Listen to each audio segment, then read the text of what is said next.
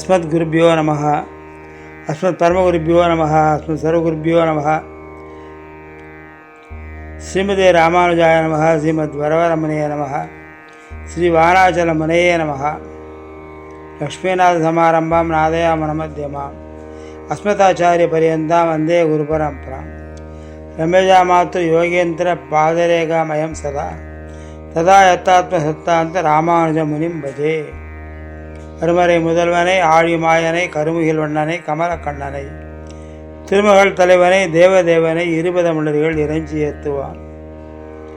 தாதையார் நாரதற்கு தந்த நாமம், தவமுனிவன் வான்மீகி சாற்று நாமம், மேதையார் ஞானியார் தான் வெள்ளு நாமம், விபீஷணருக்கு பேரருள் தந்த நாமம், தீதியார் உற்றாலும் தீர்க்க நாமம், தேவரெல்லாம் ஜபிக்கின்ற தெய்வ நாமம், சீதை ஆறுயிர் தளிர்க்கச் செய்த நாமம், ஸ்ரீ ராம நாமம் என செப்புவாயே.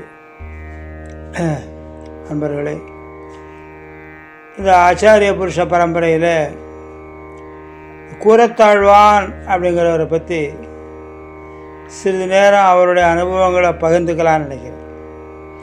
இந்த கூரத்தாழ்வான் அப்படிங்கிறது மற்ற ஆழ்வார்களுக்கு பொருந்தாது. மற்றவாள்லாம் ஆழ்வார், ஒருவர் தான் ஆழ்வான், ஆண்டாள் அம்மை. அப்படிப்பட்ட கூரத்தாழ்வான் திருமரு மார்பன் என்கிற ஈரான தமிழ் பெயரை உடையவர். காஞ்சிபுரம் பக்கத்தில் கூரம்ங்கிற கிராமம். அதில் ஹரித கோத்திரத்தில் யஜுஸ்ஸா கையில் ஆபஸ்தம்ப சூத்திரத்தில் நந்தர் பெருந்தேவி அவர்களுக்கு புத்திரராக தை மாதம் ஹஸ்த நட்சத்திரத்தில் அவதரித்தார். மகரே ஹஸ்த நட்சத்திரே சர்ப்ப நேத்ராபியாம் சம்பவம் ஸ்ரீமத் கூரகுலாதீசம் சிவசாங்கம் உபாஸ்மகே அப்படின்னு அவருக்கு தனியன். என்ன வேடிக்கைன்னா, கூரத்தாழ்வான் வம்சத்தில் உள்ளவர்கள் ஸ்தலத்தார்கள், கடுமையான ஸ்ரீவைஷ்ணவர், மிக பெருந்தனக்காரர். எம்பெருமா யார் எந்த நேரத்தில் எது கேட்டாலும் அவளுக்கு உண்ணுவதற்கு சோறு எப்பவுமே கொடுத்து கொண்டே இருக்கிறவர். அவள் ரெண்டு பேருமா இருந்தால் அவளுக்கு விவாகம் ஆனதே ஒரு விசேஷம். கூரம் நகரை சுற்றி பார்க்கும் பொழுது ஒரு வீட்டில் ஒரு அழுகுரல் சத்தம் கேட்டுது. இது என்னன்னு இவர் அந்த பகுதி பாளையத்தில் ஜமீன்தாராக ஒரு சிற்றரசராக இருக்கிறவர் கதவை தட்டி என்னன்னு கேட்குறார். இப்போ சொல்கிறா, இவளுக்கு வயசாகிடுத்து, ஜாதகம் பார்க்க போன இடத்துல இவளை கல்யாணம் பண்ணிக்கிறவன் முதல் இரவில் இறந்து போயிடுவாங்கிறா. இவளுக்கு என்னைக்கு கல்யாணம் ஆகிறது? இது என்ன பெரிய துக்கத்தில் இருக்குது. இந்த நாட்டு மன்னன் சிறியதை பெரியது நலியாதபடிக்கு ஆட்சி பண்ணிட்டு வந்தான். சிறியதை பெரியது நலியாதபடிக்கு ஆட்சி பண்ணணுமா, அதுதான் சிறந்த ஆட்சி. மைனாரிட்டியாக இருக்கிறவாளை மெஜாரிட்டியாக உள்ளவா காப்பாற்றணும், அதுதான் சிறந்த ஆட்சி. அந்த மாதிரி இருக்கே, நாங்கள் இவ்வளோ வச்சு என்ன பண்ணுறது, ஒரு ஒரே பொண்ணு ஆண்டாள்னு பேர் சொல்லி வளர்த்துருக்கோம். அப்படிங்கும்போது இவர் சொல்கிறார், அடியேனே நான் திருமணம் பண்ணிக்கிறேன் அப்படிங்கிறார். அவர் விஸ்மயப்பட்டு போய், இந்த பாவத்துக்கு நாங்கள் ஆளாக முடியாது, வேண்டாம், இந்த விபரீத யோஜனை வேண்டான்னு சொல்லும்போது இவர் உறுதியாக இருக்கிறார். நாங்கள் கல்யாணம் பண்ணிட்டாலும் புருஷ சுக்தி பண்ணி, புருஷ விபக்தி பண்ணி வாங்க போங்கன்னு பேசிக்கிறது கொள்வது தேவரீர் அப்படிங்கிற மாதிரியே இல்லறத்தை நடத்தி கொண்டு வந்தார். இல்லற நடத்தல எந்த விதமான கஷ்டமும் ஏற்படலை. இப்படி காலம் போயிட்டு இருந்தது. அரண்மனையில் இருக்கிற வைபவங்கள் மிக பெரும் சிறப்பில் நடந்து வந்துட்டு இருந்தது. ஒரு நாள் காஞ்சிபுரத்துக்கும் அதுக்கும் ஒரு 2-3 கிலோமீட்டர் இருக்கும். கூரத்தாழ்வானுடைய அரண்மனையில் எல்லாம் வந்துட்டு போயிட்டா, எல்லோரும் வந்துட்டு போயிட்டா, நீ கதவை சாத்தலாம் அப்படிங்கும்போது அந்த பெரிய கதவுகள் சாத்தப்படுகிறது. அதில் மணிகள்லாம் பொருத்தப்பட்டிருக்கிறது. நாயகனான் என்ற நந்தகோபனுடைய கோவில் காப்பானே, கொடி தோன்றும் தோரண வாயில் காப்பானே, மணிக்கதவம் தாழ்திரவாய் ஆண்டாள் பாருங்க. அந்த மணிக்கதவம் சாத்திர சத்தம் மிகவும் இடிமுழக்கத்தை போல கேட்கிறது.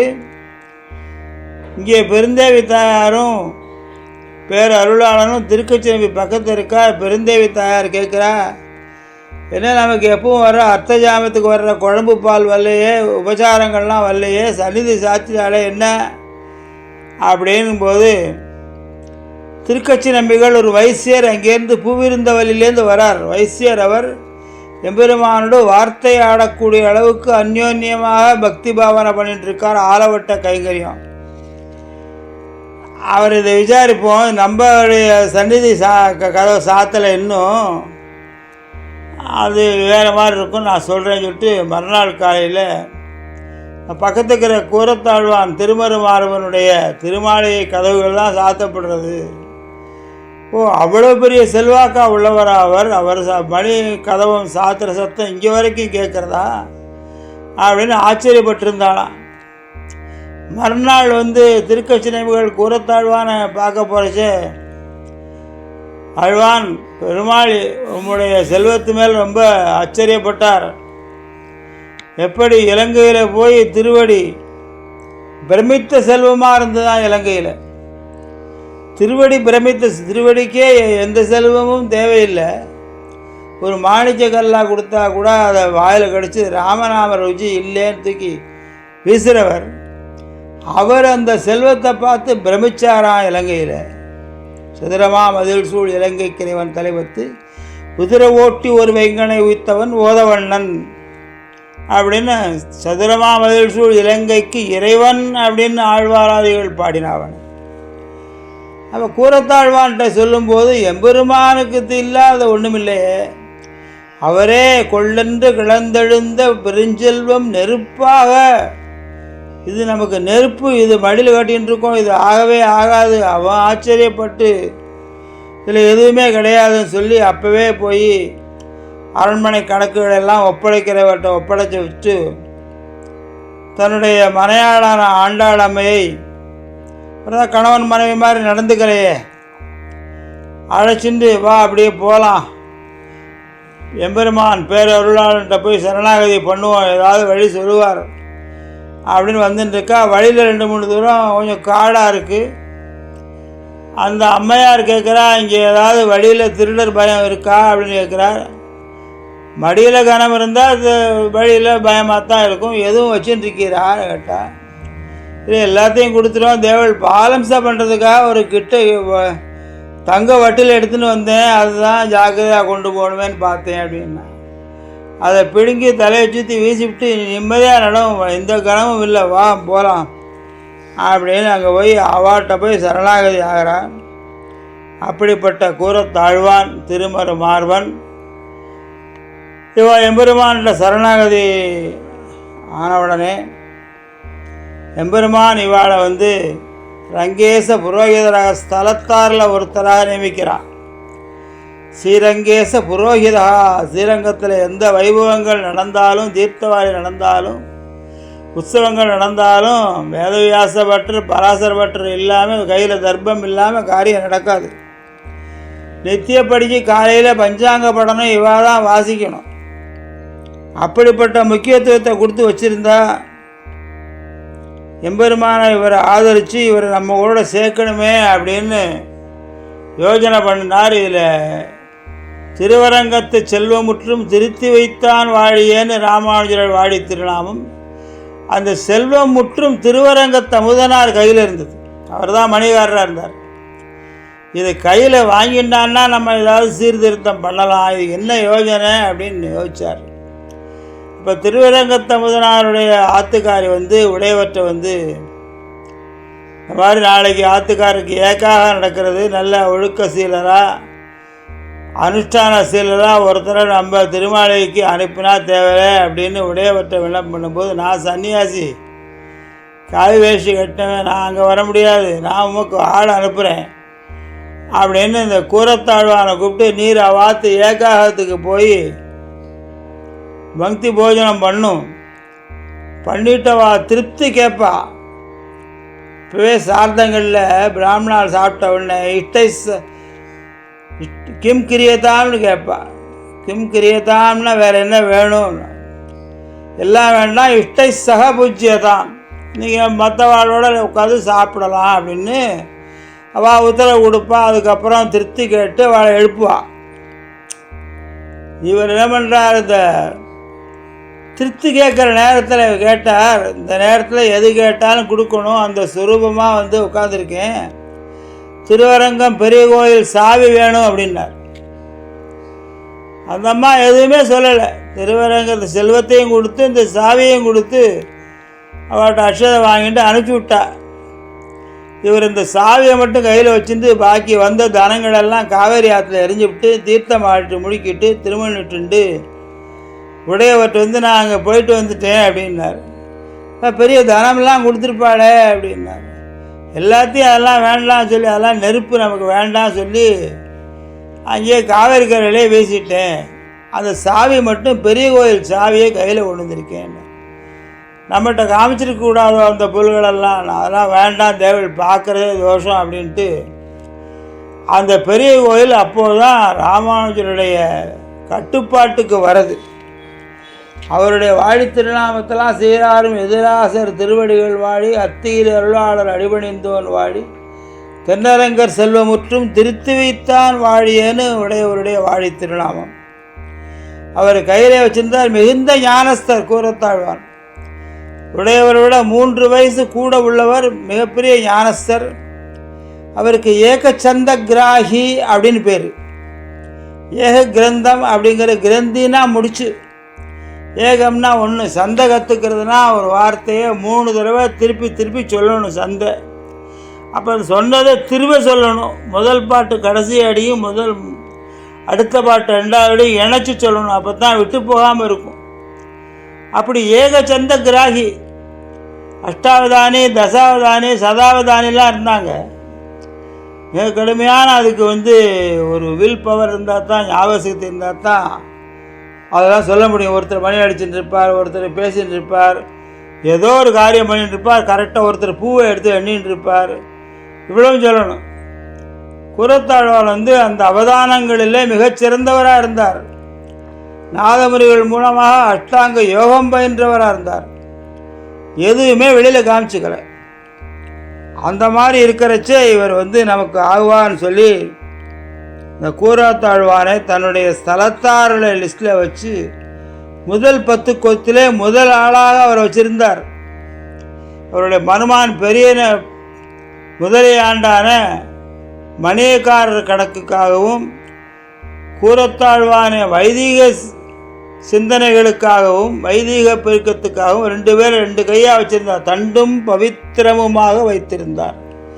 சன்னியாசிக்கு வேண்டிங்கிற தண்டு 1 திருதண்டம் பவித்திரம், இது 2 இல்லாமல் சன்னியாசி வெளில வரமாட்டார்.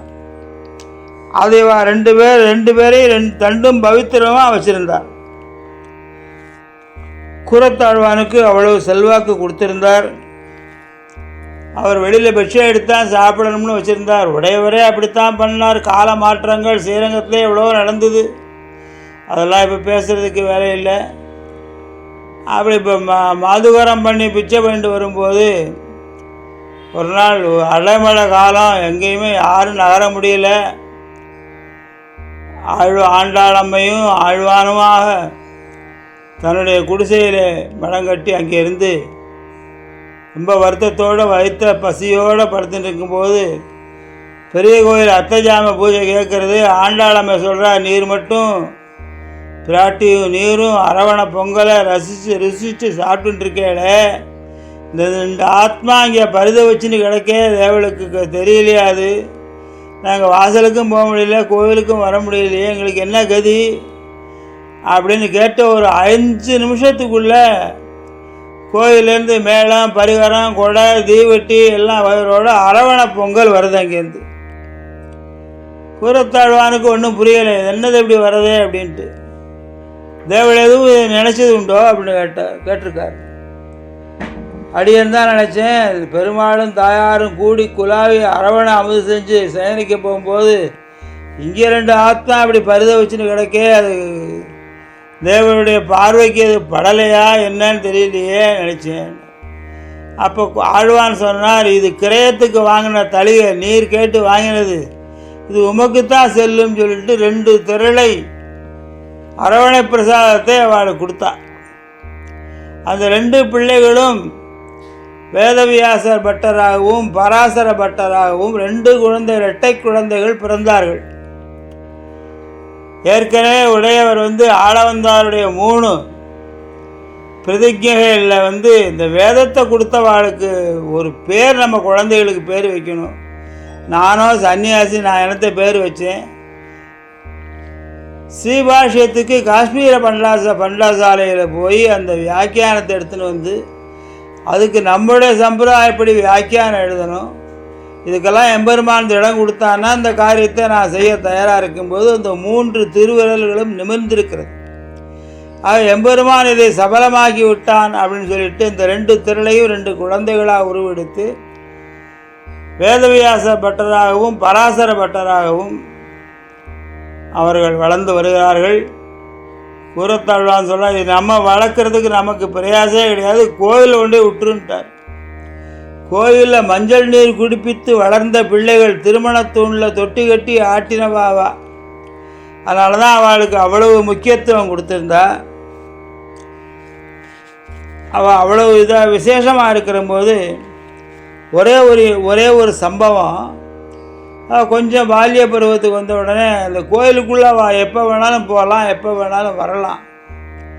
இந்த திரை சாத்திருக்கு அந்த கதையெல்லாம் இவாளுக்கு ஆகாது.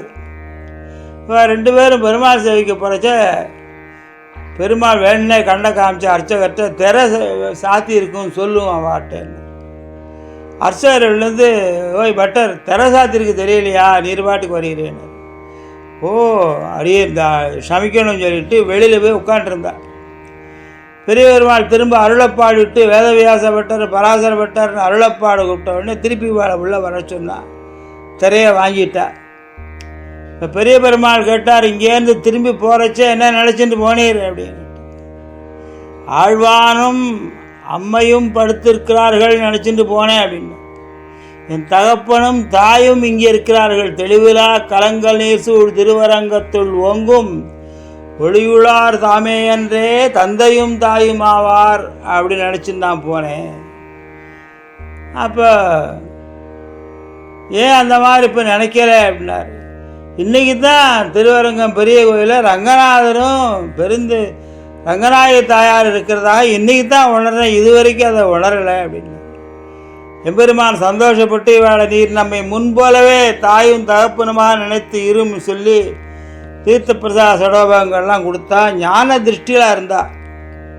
குரத்தாழ்வானும் சரி பட்டர் வகைராலும் சரி ஒரு வார்த்தை சந்தோஷம்னா ஏக சந்த கிராகி, அதுக்கு பேர். ஏகம்னா சந்தை 3 தடவை சொல்லணும், ஏகம்னா 1 தடவை சொல்லணும்.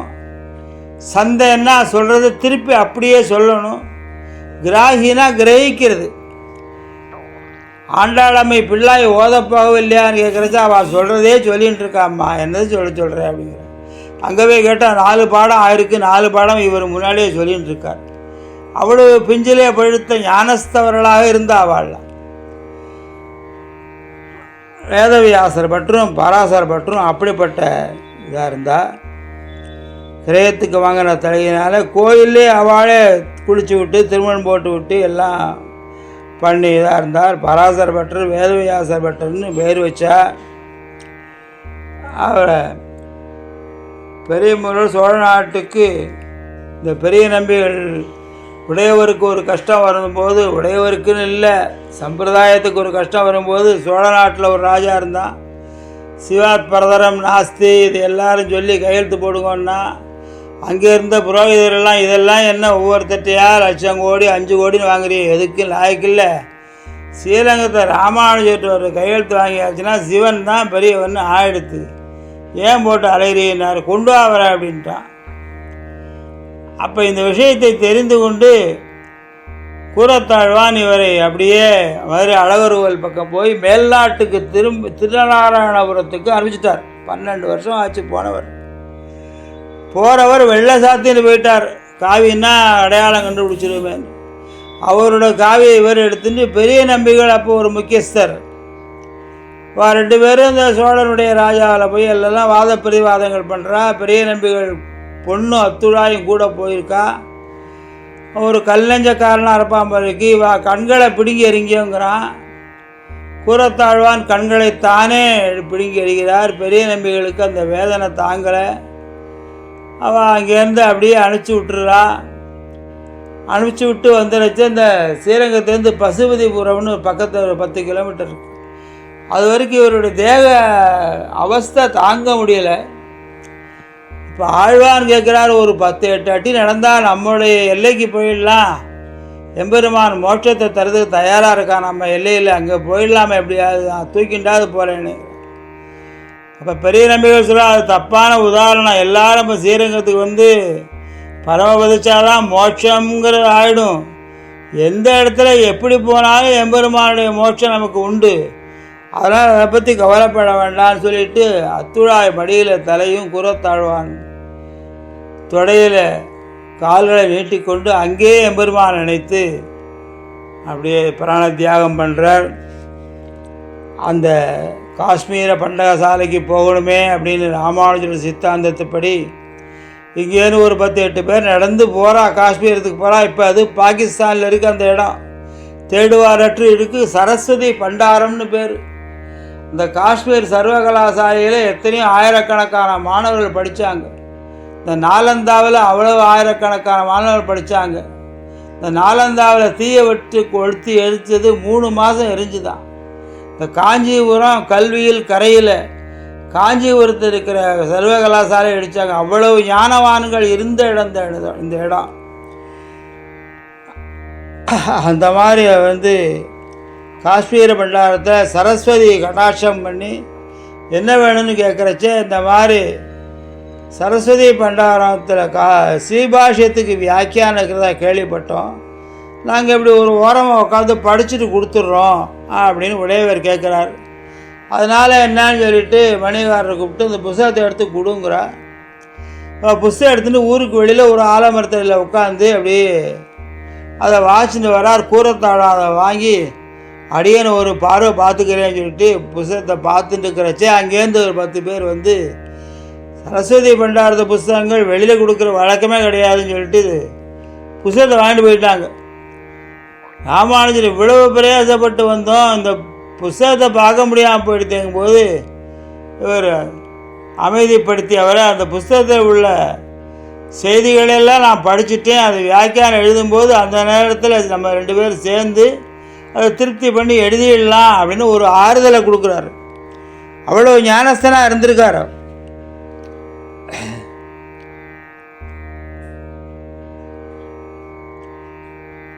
அவருக்கு மோட்சம் கொடுக்குறேன்னு சொல்லும்போது உடையவருக்கு முன்னாலே அவருக்கு மோட்சத்தை கொடுக்குறார். ஏன் அப்படிங்கும்போது தேவலை வரவேற்றுக்கும் போது அடியேன் அங்கே இருக்கலாமா, இங்கே அனுப்பிச்சிட்டு இங்கே இருக்கக்கூடாது, அது முறையில்லை அப்படின்னு சொல்லும்பார். ராமானுஜர் கூரத்தாழ்வானை கூப்பிட்டு, நீர் தேவப்பெருமாள்கிட்ட போய் வரதராஜ ஸ்தவம் பாடி ஒரு மனதை உருக வச்சு அவர்கிட்டருந்து நீர் வந்து இந்த இழந்த கண்களை பெற்றுத்தர வேணும்னு பிரார்த்தனை பண்ணிட்டு போயிட்டு வரோம் அப்படின்னார். அதனால் என்ன போனால் போச்சுட்டு இவர் 2 பேரை அழைச்சிட்டு போனார். வரதராஜ ஸ்தவம் பாடினார்.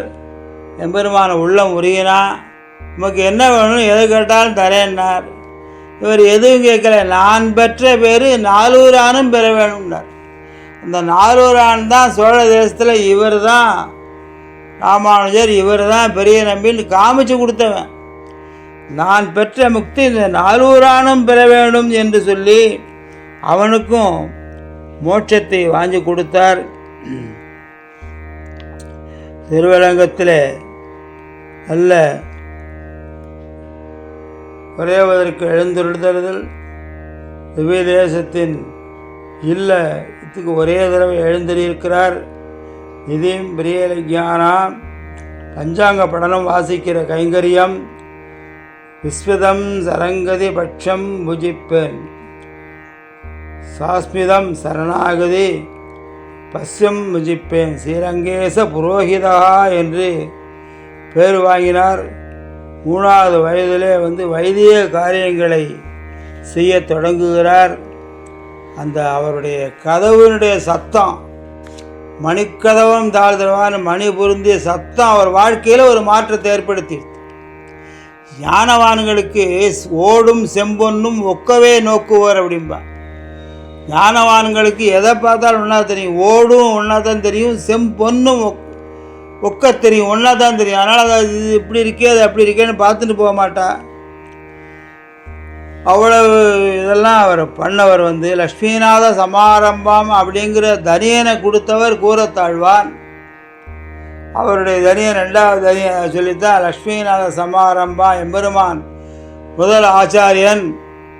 லக்ஷ்மிநாத சமாரம்பம் நாதயா முனமத்தியமாம், நாதமுனிகள் மத்தியமாக இருந்தார். அஸ்மத் ஆச்சாரிய பரியந்தான் வந்தே குரு பரம்பராம்னார். என்னுடைய ஆச்சாரியன் வரைக்கும் உள்ள குரு பரம்பரையை சேவிக்கிறேன்னு சொன்னார். அது மாதிரி ரங்கேச புரோஹிதகா அப்படின்னு சொல்லியிருக்கார். அவருடைய விஷயங்கள்லாம் ரொம்ப ஆச்சரியமாக நிறைய செய்திகளை சொல்லியிருக்கார். ஆனால் எதுவுமே வெளியில் தெரியாது. திருக்கோட்டியூர் நம்பிகள்கிட்ட போய் உடையவர் 18 தடவை அஷ்டாட்சர வியாக்கியானம் சரமஸ்லோக வியாக்கியானத்துக்காக 18 தடவை அலைஞ்சிருக்கார். நான் யாருக்கு என்ன சொல்ல போகிறேன்னு அவர் முகத்தை திருப்பிகிட்டே இருந்தார். அவருடைய பெருமையை ஊர்க்காரா தெரிஞ்சுக்கணுங்கிற அந்த எல்லையிலேருந்து அவர் மண்டி போட்டு உருண்டு உருண்டு அவர் மாளிகைக்கு வருவாராம். அப்படிப்பட்டவர் 18வது தடவை கதவை திறக்கச்சு அந்த குந்து மதகளித்தன் ஓடாத தோல்வலியன் நந்தகோபாலன் மருமகளே நப்பின்னாய் கந்தம் கமழும் குழலி கடைதிரவாய் வந்தெங்கும் கோழி அழைத்தனகான் மாதவி பந்தனமேற்பல்கால் குயிலினங்கள் குவினகான் பந்தார் விரலி உன் மைத்துனன் பேர் வாட செந்தாமரை கையால் சீரார் வளையொலிப்ப வந்து திரவாய் மகிழ்ந்து அப்படிங்கிற திருப்பாவை அனுசந்தானத்தோடு வரார். அந்த கதவு திறக்கிறது. அங்கே நப்பினை பிராட்டி கையிலே பந்து விளையாடக்கூட பூப்பந்தோடு நிற்கிறா. அழகாக அலங்காரம் பண்ணிட்டுருக்கா. பார்த்துட்டு திருப்பாவை அனுசந்தானம் பண்ணோம். நாச்சியார் எழுத்தாப்பில் காட்சி கொடுக்குறான்னு விழுந்து சேவிச்சார். அந்த பொண்ணுக்கு ஒன்றும் தெரியல. தாப்பனார்கிட்ட போய் இப்படி ராமானுஜர் வந்தார் சேவிச்சார்னு. வேற ஒன்றும் இல்லைன்னு சொல்லிட்டு ராமானுஜரை கூப்பிட்டு இன்றைக்கி உந்து மதகளித்தன் பாசுரம் சேவிச்சிரோ அப்படின்னு அடியன் தாசன்னார். அதான் அப்படியே விஸ்மயப்பட்டு போயிட்டார். அவருக்கும் பிரமிச்சு போச்சு. ஆண்டாள் தான் வந்திருக்கேச்சுட்டு அவருக்கு திருப்பாவைஜியர்னு ஒரு பட்டத்தை கொடுத்தார். இப்படி எல்லா ஆச்சாரியர்களும் முன் 7 தலைமுறையும் பின் 7 தலைமுறைகளுக்கும் ராமானுஜர் அவ்வளவு எடுத்துக்காட்டாய் விளங்கினார். 74 சிம்மாசனாதிபதிகளை அதில் கூரத்தாழ்வானும் ஒருத்தர். அந்த 74 சிம்மாசனாதிபதிகள் 300 வருஷம் கழித்து காலப்போக்கில் பிறண்டு போய் மணவாளவன் காலத்தில் அது 8 ரீஜனாக பிரித்தார். அஷ்டதி கஜங்களாக பிரித்து திருப்பி ஸ்தாபிதம் பண்ணார். அப்படி கூரத்தாழ்வான் நிறைய அம்சங்கள் அவர் பண்ணியிருக்கார். அதனால் ஆழ்வான்ங்கிறத ஆழ்வார்னு சொல்லக்கூடாது, ஆழ்வான்னு தான் சொல்லணுமா.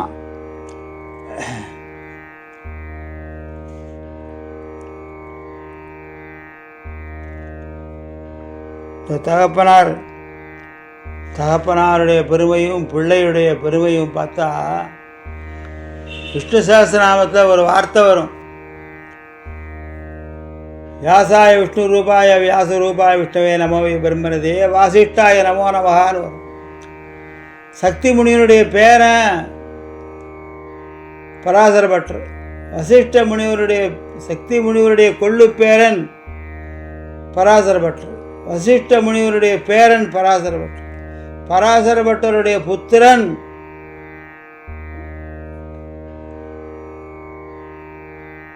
பராசர பட்டர்.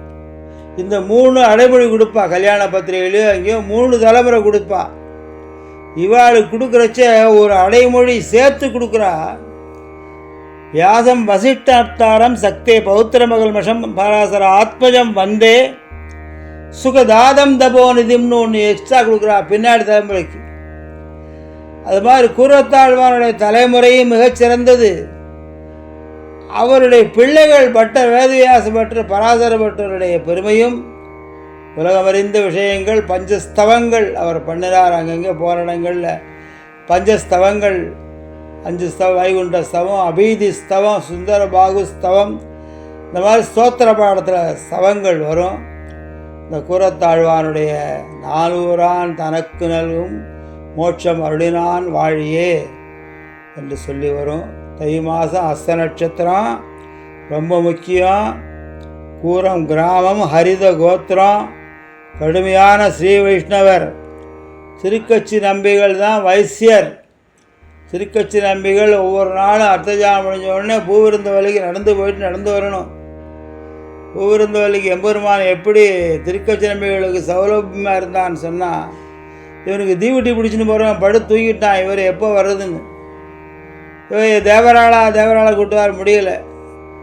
எம்பெருமானே ஒரு தீவடி எடுத்து தேவராளா அடியே என் தாசன்னு சொல்லிட்டு முன்னால் தீபந்தம் பிடிச்சின்னு போய் மடத்து வாசல் விட்டுட்டு சத்தப்படாமல் விட்டாராம். இந்த தேவராளன் திரும்பி எந்திருந்து பார்த்தா எல்லாம் கோயிலெலாம் சாத்தி இருக்கு. விழுந்தடிச்சு ஓடி வந்து எப்படி வந்து சேர்ந்தீர், நான் அசந்துட்டேனே அப்படின்னுங்கிறார். எம்பெருமான் நமக்கு கைங்கரியங்களை பண்ணியிருக்கான். ரொம்ப எளிமையவனாக இருந்திருக்கிறான். ரொம்ப எளிமையுடைய சௌலபியமாக இருந்திருக்கான். பரத்துவமும் இருந்திருக்கு, சௌலபியமும் இருந்திருக்கு. பரத்துவம் எப்படி இருந்ததுன்னா, கோவர்தனகிரியை கொற்றக்குடையாக பிடித்ததிலே அவனுடைய பரத்துவம் தெரிந்தது. கஜேந்திர ஆழ்வானுக்கு காட்சி கொடுத்ததிலே அவனுடைய பரத்துவம் தெரிந்தது. அந்த காளியன் பொய்யை கலங்க பாய்ந்துவிட்டதிலே அவனுடைய பரத்துவம் தெரிந்தது. அவனுடைய சௌலபியம் உலகமே அறிந்த விஷயம். ஆயர்பாடி மக்களும் அஷ்டாதி தேவர்களும் இந்த கண்ணன் வீடு எங்கே இருக்குன்னு கேட்டுன்னு ஒன்றா தெருவில் நடந்து வருவாளாம். அதான் சௌலபியம்.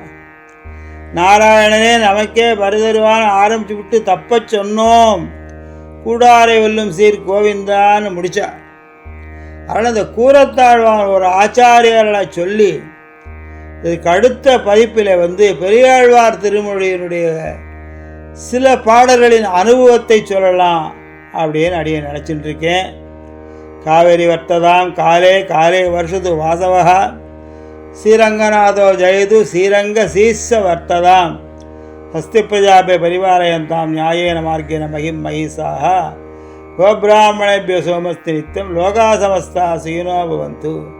சர்வம் கிருஷ்ணார்ப்பணம்.